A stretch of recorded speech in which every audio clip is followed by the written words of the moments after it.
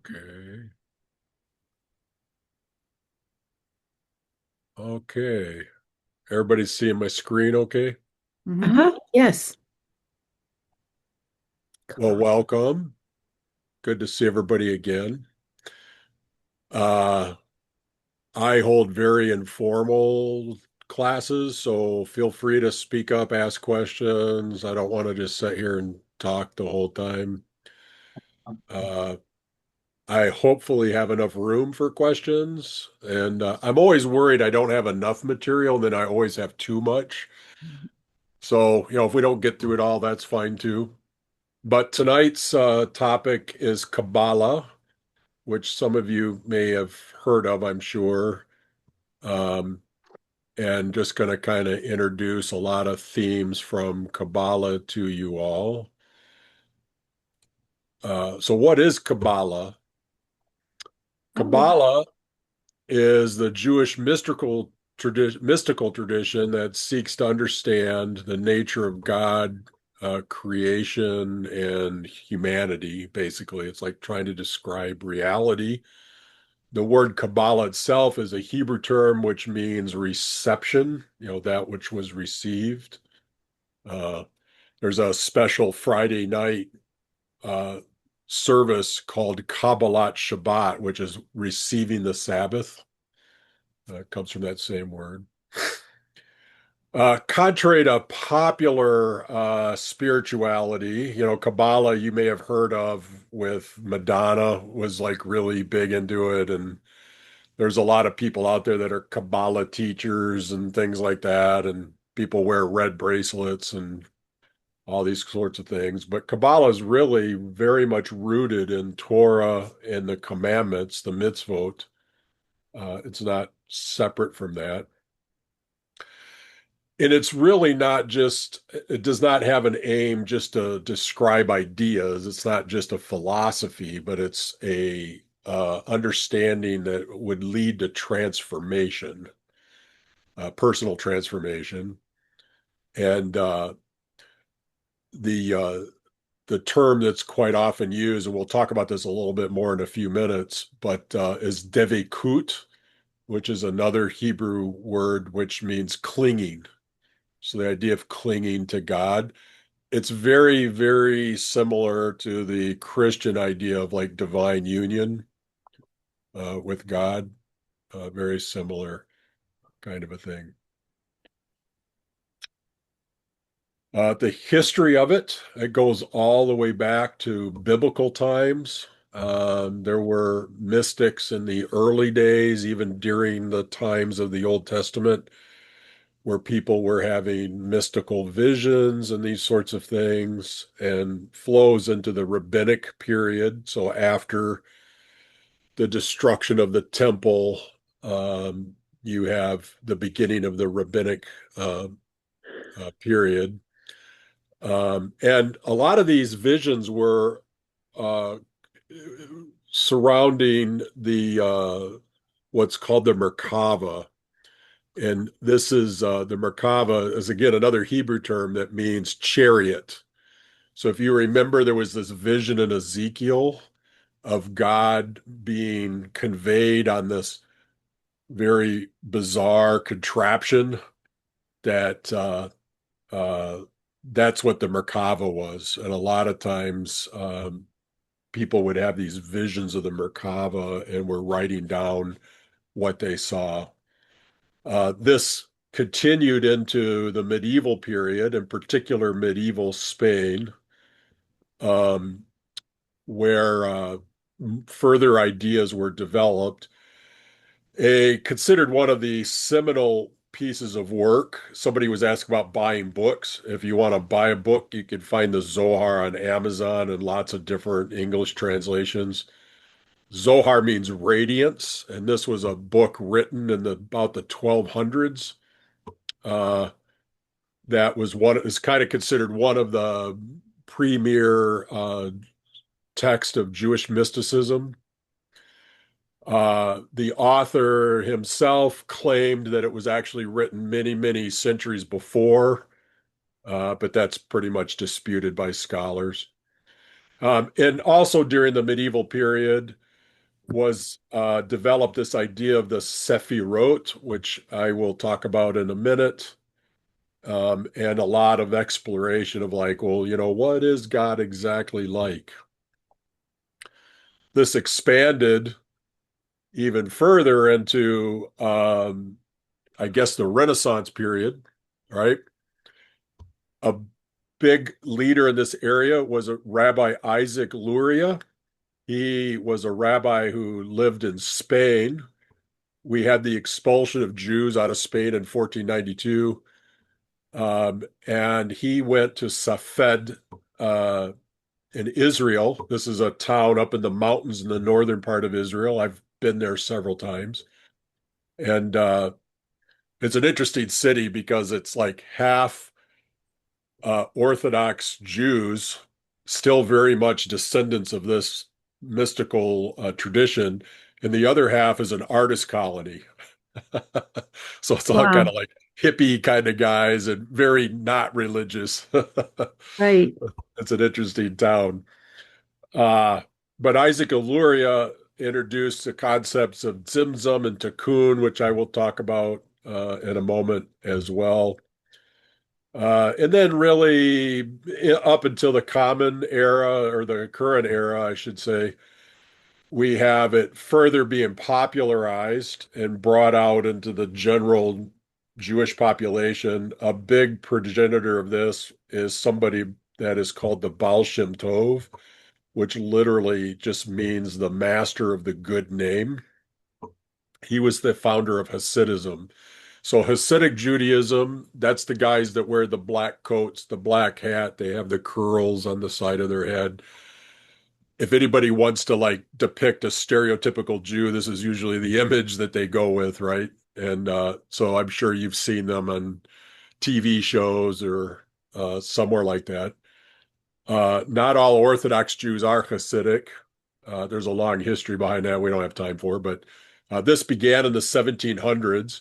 And what the Baal Shem Tov did is he said, not everybody can become Torah scholars and Talmud scholars. And he wanted to bring the joy of Judaism, and in particular mystical Judaism, to the average Joe on the street. And so this is why he was so popular, is he brought this sense of how you can live really like in a mystical union with God, even if you're not that learned of a person. Um, and then, of course, today it continues to be studied and practiced and reinterpreted in different ways. So, one of the questions that Kabbalah asks is, who is God? What's he like? And one of the first things that Kabbalah says is that God is so transcendent that he's really unknowable. And the term that gets used here is Ein Sof, which just means eternal or limitless or the infinite. Um, and sometimes he's even referred to as the non-thing, believe it or not, because even referring to God as a person, the Kabbalists would say is a misnomer. God Right. is something beyond that. And so where this gets referenced from is in Psalm 121, it says, I lift my eyes to the mountains, from whence will my help come? And I've transliterated the Hebrew here. Me ayin yavo ezri. It's literally from nothing will my help come. And a mystical interpretation of this says that this literally means God. He is the no thing, and that's where my help will come from. The Kabbalists will say God isn't even spirit. He is beyond all categories, all understanding. Oh, I skipped over this. A number of years ago, I did a 2-year program in Ignatian spirituality at a Jesuit center in Detroit. And Father Bernie, who was the guy who taught this, a Jesuit priest, he kept referring to God as the mystery that we call God. And I really appreciated that framing. And that goes very well with this idea. It's just God is beyond our real understanding. So really, we discern God through his interaction with the world. That's all we can do, is what the Kabbalists say. Is we can't really perceive him in his limitlessness, but we can apprehend him. The Rambam, which was a very prominent rabbi, lived in the 1200s, said we can only apprehend his actions, not his essence. The Zohar, this mystical text that I mentioned, it says he is hidden of all hidden. No thought can grasp him at all. Um, and then it's really these 10 Sephirot, which Sephirot means like a gem or a radiance. And it's these emanations from God. It's how we perceive him are through these Sephirot, is what the Kabbalists say. And these Sephirot are really modes of God revealing himself to us. And this is, oh, I wasn't sure if this one was very visible, so I did a darker version. Which one you guys like? A or B? B or A? It's like being an eye doctor. Which one do you like B. better? B is better? Okay. So this is a very typical diagram that you'll find in Kabbalistic text all over the place. It's also very popular with the what do you call that? People that like popularize Kabbalah or popularize things. You'll see like necklaces with this symbol on it and that sort of a thing. But what this is saying is God in his totally transcendent self is this Ein Sof that is beyond all knowing. And down here, we have God interacting with the universe, with the world and us. And this is often called Malkut, which means kingdom, but it's also referred to as Shekhinah. This is a very important word in Jewish tradition. It's literally means the one who dwells with us. And so it really represents God's immanence with us. So God is both transcendent above everything, but then he's also intimately involved with his creation. And so what we perceive is not this Ein Sof, but these characteristics of God as we experience them in the world. And it begins with crown. And this is like the often referred to as desire or will. It's like God desires to bring something about, like the creation of the world. So that's sort of the first thing that we perceive. And then Chokhmah is wisdom, and Bina is understanding. This is sort of the level of the mind. And Chokmah is sort of that spark of inspiration, whereas Bina is more like figuring out the details of it all. And then these flow into the realm of emotion with chesed and givra, strength and kindness. Kindness isn't a very good word. Chesed's one of these Hebrew words that's really hard to translate into another language. It really literally means like boundless love, right? It's God's desire to give without limit. In the King James, I think it's translated loving kindness, which is a pretty good way of putting it into English. By the way, just let me know if you have questions or anything, or if I'm going too fast, going too slow, yell at me. Uh, Rabbi, I wonder, are you able to make it bigger? Yeah. no, it's not the. Hmm, okay. Can I Could can you I zoom it all? I don't know. Oops. Uh, I don't know if you can stretch it on your screen, on yeah, your computer screen. I'm using my full screen. Maybe I can. Oh, it Oh. did blow up my thing, but it didn't blow up the slideshow very well, did it? Uh, trying to think of how I can do this. This is giving me exit full screen as escape. I think that just took me out. Maybe I could do it this way. Is this a little better? It might be. It appears to be getting bigger, but now when you switch back, I wonder if, Well, I'll just keep it here and I can scroll down so you can see it okay. a little better. What, Is that what, big enough or you want a little bigger?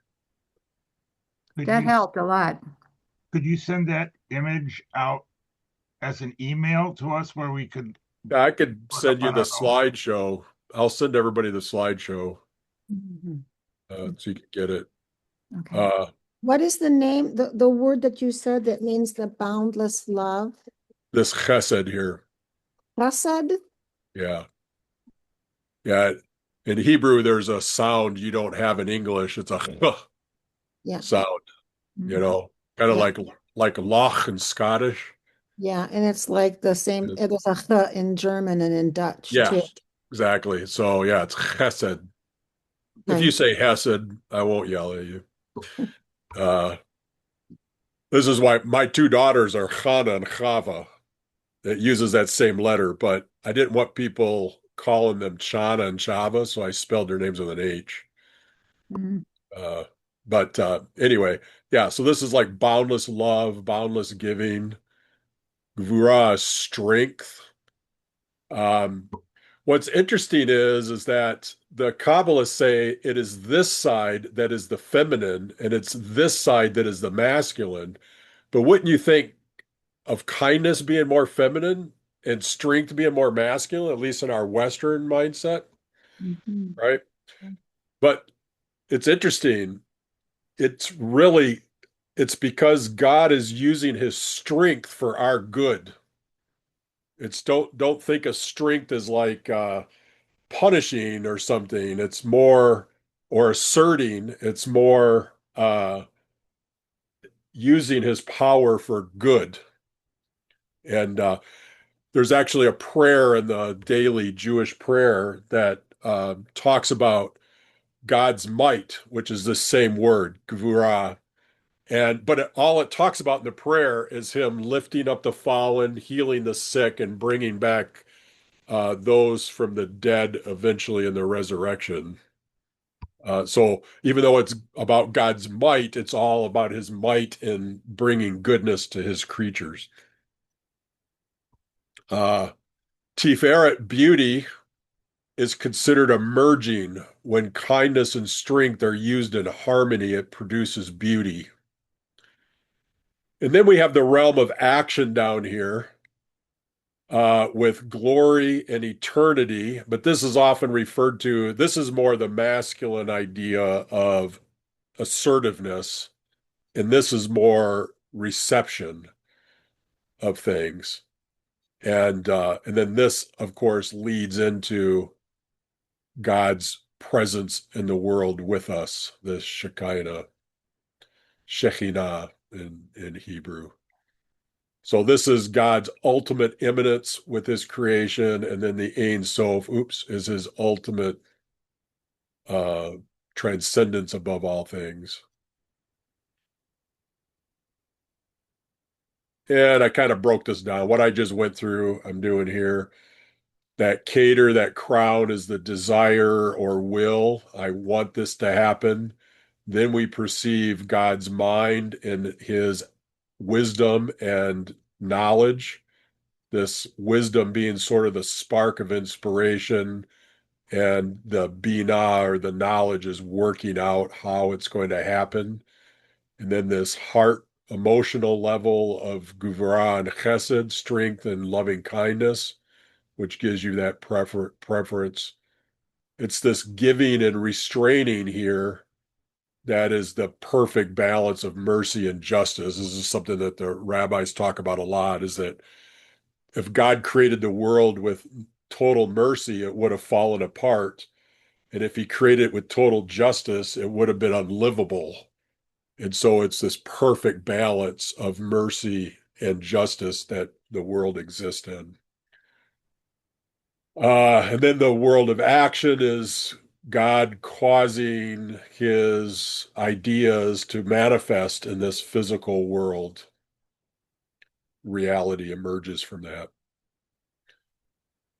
Another concept in Jewish mysticism is that creation is ongoing. The Baal Shem Tov, this is this guy that started the Hasidic movement. He says the world is renewed at each and every moment by the divine speech. If that flow were to cease for even an instant, all of creation would return to nothingness. So it's not just this thing that happened millennia ago. It's God is continually flowing his energy into his creation. Uh, in Lamentations chapter 3, it says, because of the Lord's great love, we are not consumed, for his mercies never fail. They are new every morning. So the Kabbalists look at this and say, this is expressing this idea of that divine flow constantly being brought to us. And great is your faithfulness, is the ending of that verse. This is a really key concept in Judaism that we don't have time to talk about, but this idea of faithfulness. When you read faith in the New Testament, most of the time you should read it as faithfulness. Again, in our Western mindset, we think of faith as like believing certain truths, but from a Hebrew point of view, an Eastern point of view, it's we return the faithfulness that God expresses to us. And so we respond to his faithfulness by being faithful back to him. That's all I better say, or I'll go down a rabbit hole and we'll never get back. So creation is not something that God did, it's something that he is doing. And we'll see in a moment, it's something we join into. So I mentioned Zimzum. This is this concept that Rabbi Isaac Luria came up with in the 1500s up in the mountains of northern Israel. And Tzimtzum means contraction. So the idea here is that he contracted to make room for something that wasn't him, right? Before the creation of the universe, there was nothing but God. He wanted to make space for something that wasn't God.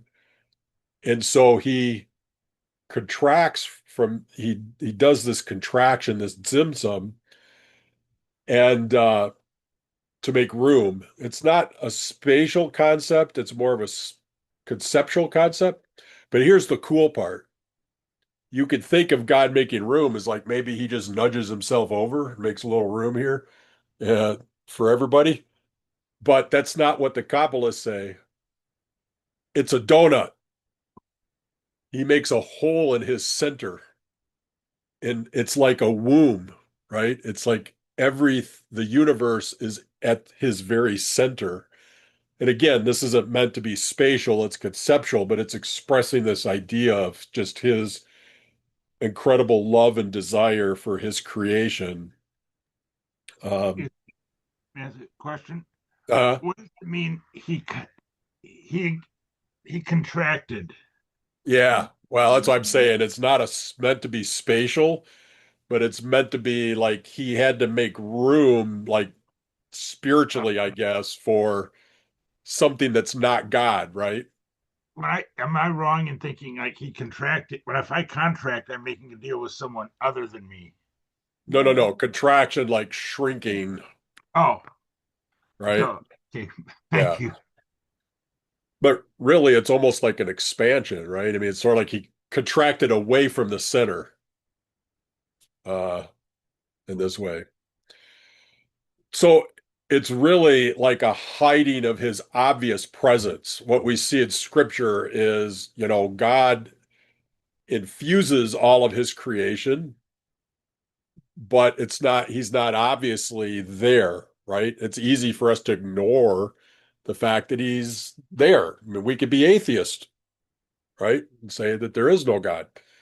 Um, and but he does this because it gives room for free will. And a name for God is Hamakom. in mystical tradition, this literally means the place.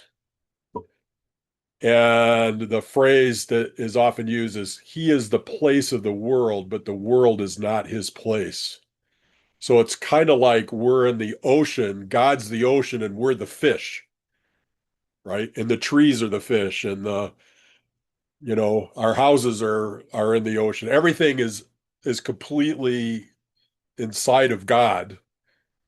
Uh, and he is the place of the world, which again, I think is a very beautiful image uh, of this type of concept. Another concept that he came up with, and you guys may have heard of this term before, tikkun olam. Anybody heard of this term at all? Uh, it's used quite a bit in the social justice world. Um, it literally means the repair of the world. But in Kabbalah, it means something much more than just social justice. A lot of modern Jews will talk about tikkun olam, and it's like their Hebrew term for social justice, Yeah. basically. But the concept goes much deeper than that. What the Kabbalists say is that God poured his essence or his light into creation, but it was so I think I actually talked about this in my last sermon I gave. Remember, I had a plastic egg in my sermon? Yeah, that was, I didn't want to bring a walnut in case anybody had allergies. Um, but uh, it's God poured himself into this physical world and it couldn't handle it. And so it broke. And now there's these shattered pieces mystically around us. And the idea is that every time we pray, every time we study, every time we do a good deed, an act of kindness, we're releasing these sparks back to God. And yes, we're repairing the world, but in this sense, God is so intimate with his creation that in effect, we're in some way repairing God too. He's broken because he so is involved with and loves this creation that he's inextricably intertwined with it. And so if we're broken, he's broken, which again, I think is just a very beautiful image of of the immanence of God in that way. Does that make sense? Any questions there or anything? I have a question.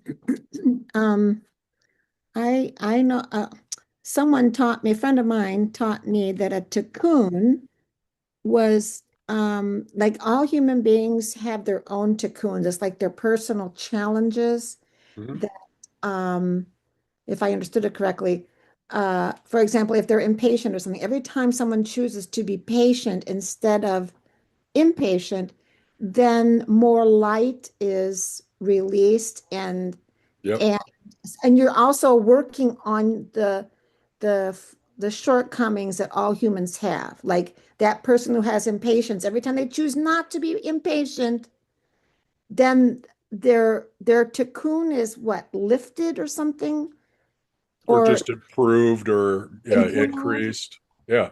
and No, then that absolutely right. brings light That into the world, right? Yeah, that's a really good point. I could have put that in here. It's not just our external acts, but it's also tikkun in ourselves as part of tikkun olam, right? We're part of the world.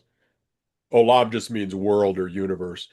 Oh, And because so, yeah, if I repair myself, I'm contributing to the overall repair of the universe as well, right? okay, because I see And that's my next question. I didn't know if tikkun was different than tikkun olam, but I think you just said they're kind of like the same. well, this is literally repair of the world. Tikkun olam is repair of the world. Okay, So, but you could think of that as repair of everything. okay, So if I improve myself, I'm repairing myself, but I'm part of this creation that's broken, right? okay. So my improvement also improves the world and ultimately, in some kind of way, improves God. Wow. He's somewhat broken because of his intimate association with us. And I just think that's a very beautiful image. Mm. So yeah, you're exactly right. Uh, it's I'm gonna bring that back around when we do the week on Musar, because Musar is focused on personal improvement, and I really like that you brought that up. Thank you. Sure. Uh, but yeah, that's exactly it. So anything that contributes to the overall repair of creation is this article that I just published on Substack uh, talks about this is we don't just wait for redemption. We contribute to redemption by bringing redemption into the world, either personally or, communally. Again, in this Western mindset that we live in, we think of ourselves too much as individuals. In the Eastern realm, people always think of themselves as a part of a bigger whole, right? And so us Western Americans in particular, we're very individualistic and we think of ourselves as I'm just me, right? As a unit, I'm a unit, but this is uh this is not how the Bible looks at these things or Jewish tradition. You're part of something bigger, which could be like the Jewish people, but it could also be just the whole universe. Can I have another quick question? Uh-huh. If God broke and we are participating in our tikkuns to repair creation, does that say that God is not perfect or God is perfect? I mean, because, Yeah, well, well, yeah, some people would say that I'm maybe carrying that a little too far, but I don't I think the way to think of it is that God has chosen to allow himself to be imperfected by his love and association with his creation, right? That's how I would say that. but then that's perfect love, right? Yeah, exactly. I think that's why it expresses that. But I also acknowledge you could take this a little too far, right? So you have to be careful. A lot of theology is holding things in tension with one another. So Mhm. we have this idea of God being perfect, which is true, and then we have this idea of God being so connected to his creation that in some ways he's lacking, right? And well, how can he Right, lack if he's perfect? right. But it's because he chose out of love, right? And Wow. and I think you see this if you go to the very end of the book of Revelation, you see God declaring, "At last, I am with my people, and they are my people, and I will am their God." You see, like I read that verse with just incredible joy Mhm. that God has that this is all the tikkun is done, and he's now perfectly at one with his creation. Okay, lots of hands. David, I think I saw your hand first. Yeah, Davi. Hi, Avi, Rabbi. sorry. I have two comments. One is, it's interesting that in the translation of Tikkun Olam, they use repair. What I was wondering, why couldn't they use, the translator use the word heal? Healing seems to be Yeah, a yeah, better term because repair works, but I've always heard Tikkun Olam was repair, but we could also look at it as healing. yeah, I think you're right. I'd And have to then look at the Hebrew word to see. I haven't, to be honest, but again, you're trying to translate a nuance from one language to another, and it doesn't yeah, always come across. But yeah, I think healing the world, repairing the world, yeah, restoring. I think all right. those kind of capture that idea. And in line with, like, because we look at this, as you said, it's Eastern. theology. Much of it is from the East. So, and we think of it as individuals, just listic in the West. So it's different for us. So we have to get into the mindset of more of the thought processes of the East. But I'm thinking that healing, the best healing that we do is healing ourselves. And then as we heal ourselves, we help improve the world to heal as well. We show the world. Absolutely. Yeah, and absolutely. and I'm also thinking about a different take on the perfectionism that we were just discussing. One other way to look at it is that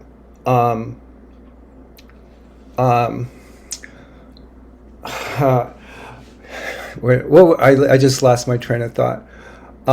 What was the question again about God isn't perfect? The way that I like to look at it is that we are perfectly imperfect in that we may not have followed God's direction and his will. And so we haven't really, we've separated ourselves from God in that way. And when we do that, then that causes the need for healing. Yeah, no, you're exactly right. How can I have acts of kindness and good deeds if I'm selfish or full of anger or hurt or whatever, right? So healing yourself just translates into healing of the world as well. Yeah, I think you're right. Mary, I like how you guys all know how to do Zoom. It's cool. I was feeling a very similar concepts that Davi was expressing. To me, that the vessel that's shattered or what needs to be repaired is, I've always understood, is that we are sparks of the Creator. We are sparks of God, individual sparks that like splintered from God, kind of wrapped in flesh and then thrown into this material world to have experiences. But I think that the repair or the healing or whatever you want to call it has to do with remembering that we are God, that we are co-creators, that We're about to get to that. and that's Yeah, how the that's world is who are repaired. we? Right. Yeah, Yeah, very So am good. I am yeah. I am I on the right track there? Yep. You'll tell me what you think after we get to the next section. I know we're almost out of time already. Rob, you had a Uh, question? yeah. On the first point here, God poured his light into creation and creation couldn't handle it. My question is, did God know that creation couldn't handle it? Yeah. If he didn't know, if he thought it could, he made a mistake. Yeah, If exactly. he Yeah, knew it, no, I think the Kabbalists would say that he intentionally did this, right? that's what In I'm in a saying. way, it's like he created humanity knowing humanity would sin, There, right? it was So maybe it's kind of the his same love, kind of an idea. his Yeah. great love said that it was worth it to Yes, do it exactly. anyway. Yeah. Thank you. Okay, who are we? So one of the things that Kabbalists talk about is that they talk about Adam Kadmon, which literally means the supernal man. And it says that all of these Sephirot, all of these aspects of God that we perceive in the world really is represented by this sort of like a divine figure that that is sort of like the pattern that we were all created after in a way. Which, as a Messianic Jew, I see this very, immediately it leaps to, wow, well, you could look at Messiah Yeshua, right? That he is the human life that looks like what happens when the divine pattern flows, without imperfection and without obstruction uh, in that. So I just think it's a very interesting concept that gets awfully close to the incarnation. That doesn't quite make it, but uh, so the Kabbalist, as well as Jewish tradition in general, says that we are created in his image. There's a commentary on the book of Deuteronomy. That's what this Divarim Rabbah is. Says a procession of angels goes before a person wherever he walks, blowing shofars. This is the ram's horn, and proclaims, "Make way for the image of the Holy One, blessed be he." I love that image, but it's trying to convey this idea that we are created in God's image. Uh, Another interesting thing, though, is that the rabbis feel a little uncomfortable with the fact that we are sort of perfect in our imperfection, like Davi said, right? And so what they say is they note that in Genesis, God says, "Let us make humans in our image." He uses the Hebrew word "zelem," according to our likeness. And here it's a different word in the Hebrew, it's demut. And so what they say is we're created in God's image, in his zelem, but we have to grow into his likeness. And that's the demut. So it's trying to, again, holding these two things in tension with one another. We're created in his image, but then we're not quite there yet either. And I think it's a really great way of the rabbis are great at being clever with scripture and digging things out like this. And sometimes they get really super playful, and I'm like, well, what were you guys taking that day? But they come up with some interesting stuff sometimes. So just as I talked about God being transcendent and immanent, I think this is true of us as well. This is something that I've been really pondering these past couple of years. I think that we need to be transcendent in a sense of we're not affected in a negative way by people and their actions, their words, or events in the world. I don't know about you, but it's really tough for me to not be affected by the way things are going right now in the world. Um, Transcendence allows us to be non-reactive.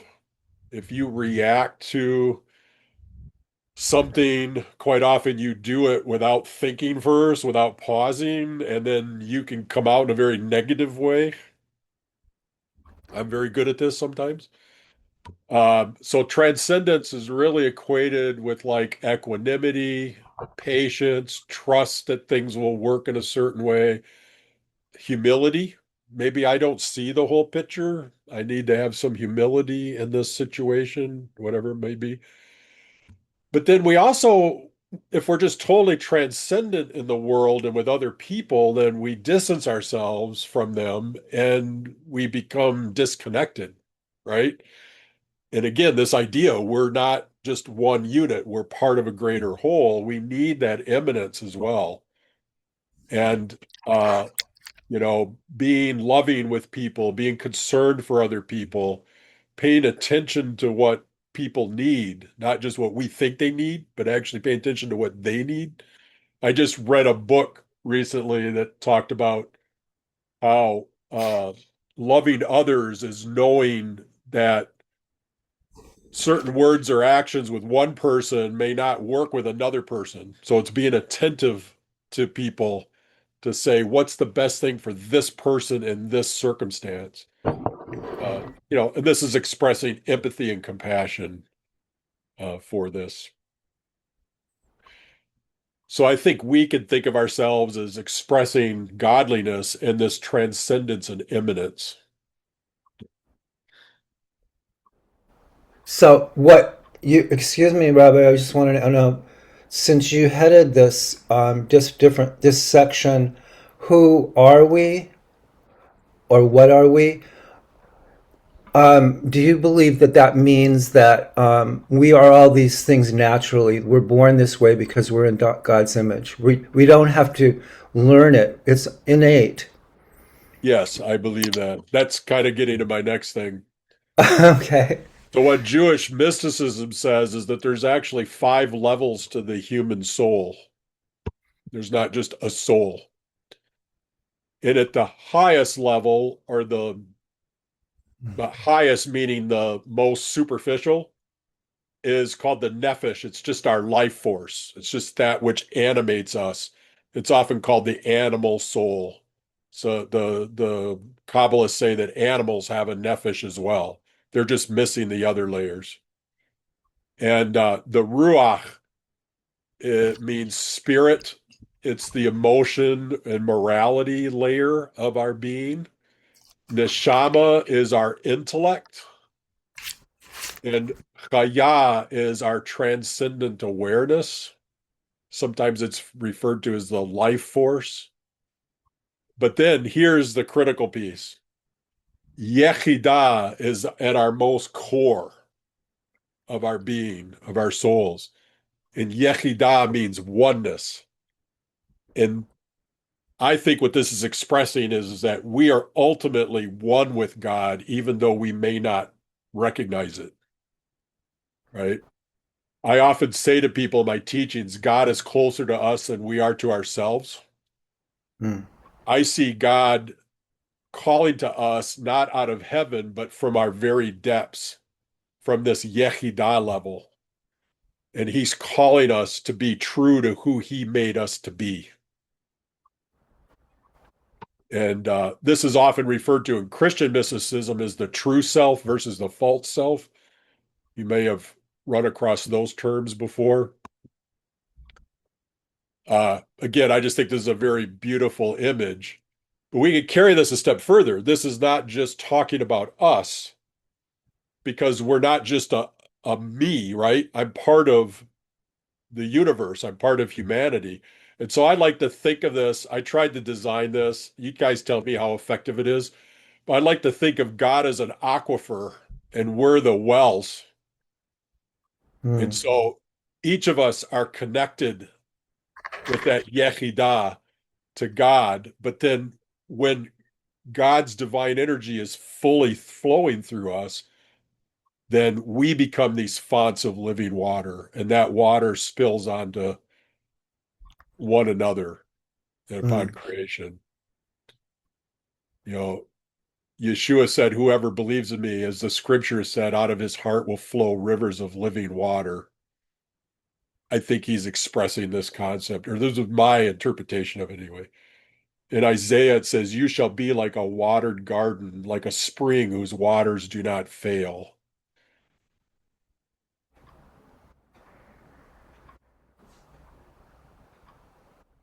This is kind of my personal theology built upon Kabbalah, but also many other things as well.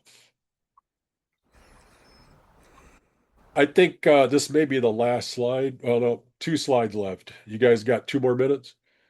Sure. So those 2 top levels were Chokhmah and Bina, wisdom and understanding. And like I said, the Chokhmah is that initial spark, but it's kind of like seeing the whole. It's like seeing the vision of everything. And I just recently read a chapter in a book where he talks about Chokhmah versus Bina, and I thought it was really good, and I had to add it here as a slide. What he was saying is that we tend to get trapped in Bina. Bina is the details, explaining all the parts, doing the analysis. He he likened it to like a microscope versus a telescope. And what can happen is this is expressed as self-consciousness. And in Jewish terms, he said, you could get completely consumed with all the rules of Jewish life, you know, and forget about the deeper essence of it all. Yeah. But this could happen to any of us, right? And so he talked about in his chapter of practicing a life of Chachma without throwing away the Bina, right? We need the understanding. We need to work things out. We need to work for social justice. We need to work for, make plans. to improve ourselves, all these sorts of things. But we also have to keep this level always in the background of our God consciousness about why are we doing all this and what is this all about, right? Mm. And, you could express this as like practicing the presence of God. Have you all heard of the Christian mystic Brother Lawrence? Uh, Mm-mm. he wrote a book, and he said in the book, "My desire is not to even pick up a piece of straw except do it for the love of God." And if you haven't read it, that's an excellent little book. It's very thin. I think it's just called Practicing the Presence of God by Brother Lawrence. And he refused to take on any big challenges in the monastery. He was called himself the Lord of the pots and the pans. He worked in the kitchens his whole life, but he thought that was the great place for him to practice chokhmah, what we would call chokhmah. Mm. This is also expressed if you go to most synagogues, you will see this phrase above the ark that has all of the Torah scrolls in it. And this says, Da lifnei mi atad omed, know before whom you stand or Mm. whom you are standing. But as I was reading this chapter, I thought this is expressing that same thing, right? Is not just when we're up in front of the Torah, but in day-to-day life, to always have in mind, to always know who before I am standing, whose presence am I in? It's a lot harder to act wrongly when you have that in your mind, right? Somebody had their hand up. Maybe they took it down. Somebody have a question or comment? Was it you, Mary, or nope? Okay. I Uh, had.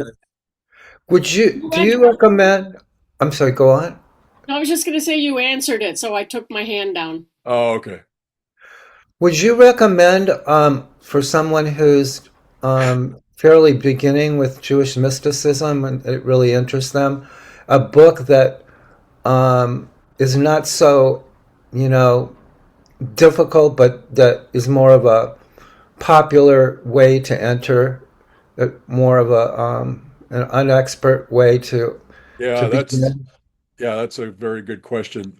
I think what I'll do is after tonight, I'll add a slide with a bibliography, and then when this all goes out to you guys, you'll have that. But there are some excellent beginner ones that I can recommend to you.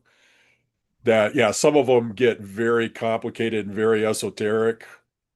There's been some I've just closed and put away. I'm just like, I can't even understand Yeah. this.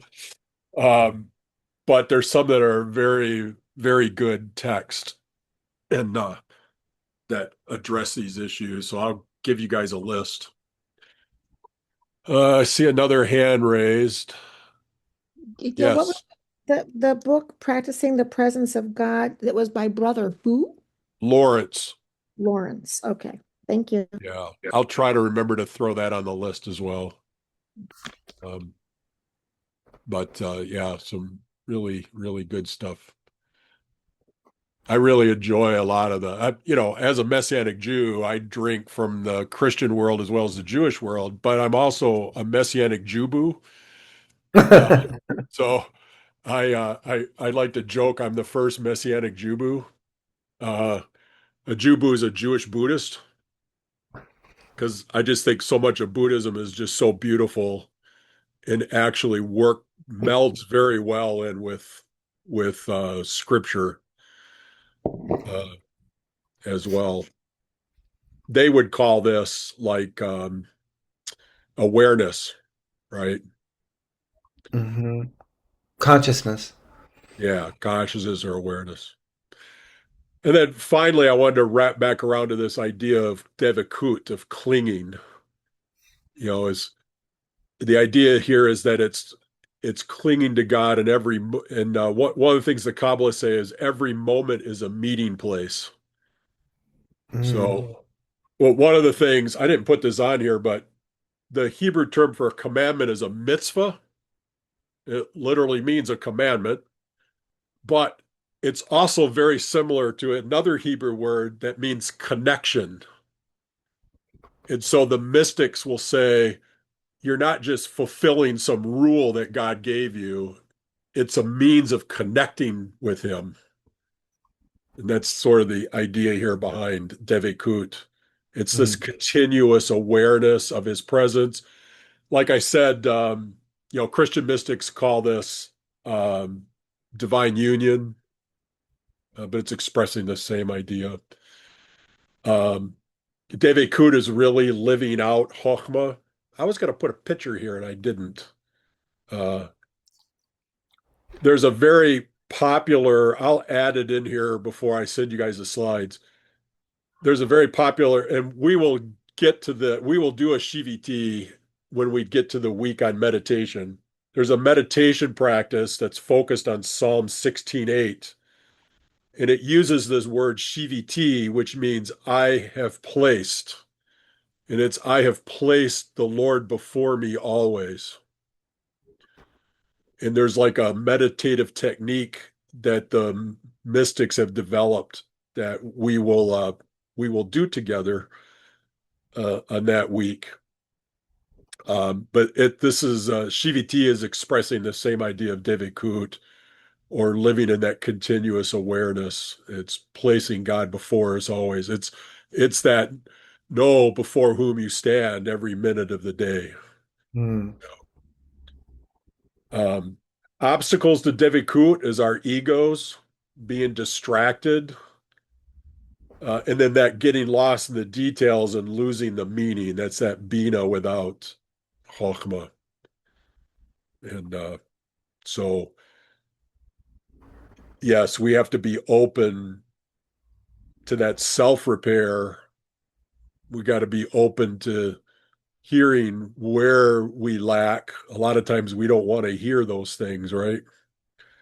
And we have to make time. We can't be so distracted. And I have to confess, as a uh, uh, man, I can't think of anything anymore. I got to quit studying other languages because it's messing my English up really bad.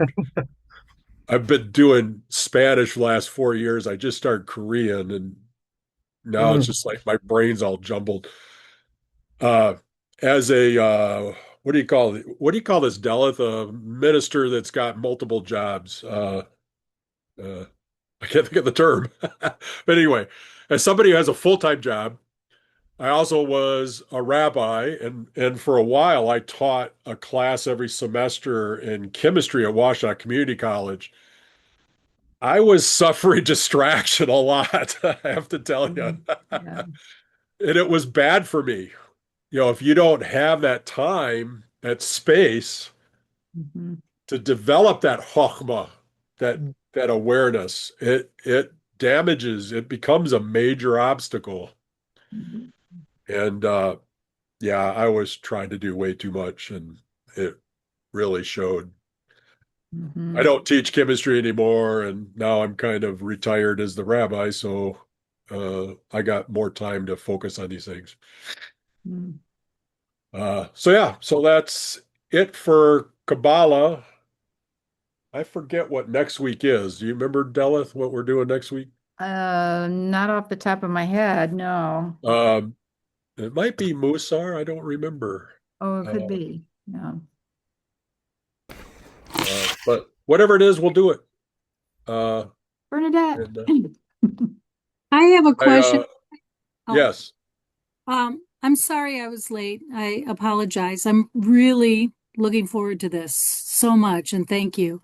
Did people introduce themselves and like where they're not really, no. curious? Okay, maybe we could do that in a future. Um, Hi, Bernadette. hey, Vicky, how are you? I know her. Good. I know We Della. were in Christina Yes. Morales Hemingway's movie together. Yes. Oh, that's Yes. right. That's right. Yes. Yeah. Yeah, about getting real. And Get real. yeah, and I think it kind of goes along with what we're talking about is being authentic and not fake and, you know, which the ego is trying not to live from the ego perspective, but Yep. yeah. Yeah. Bernadette, I did record this, so I will Great. also I'll post it on my YouTube channel, and then I'll give you guys the link as well, so you'll have it. Oh, and you have a YouTube channel? I do.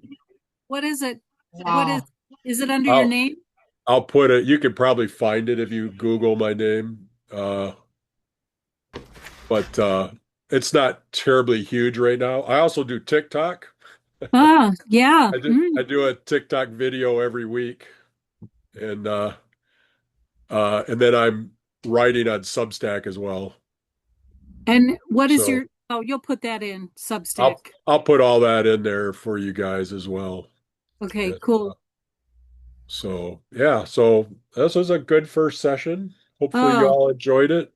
I'm really excited about it. I feel very full, and I feel like, oh, I've got to hear this or read it 3 or 4 more times. Yeah, really. A lot of info, but love it, much appreciated, and Yeah, my pleasure. yeah. So we'll see you next week. Yeah, Yeah. next week we'll tackle the next topic, and hope you all have a great rest of your night. All right. Thank Thank you. you. Thank you so Bye, much. guys. Shalom. Bye. Shalom. Bye. Thank you. Have a good week.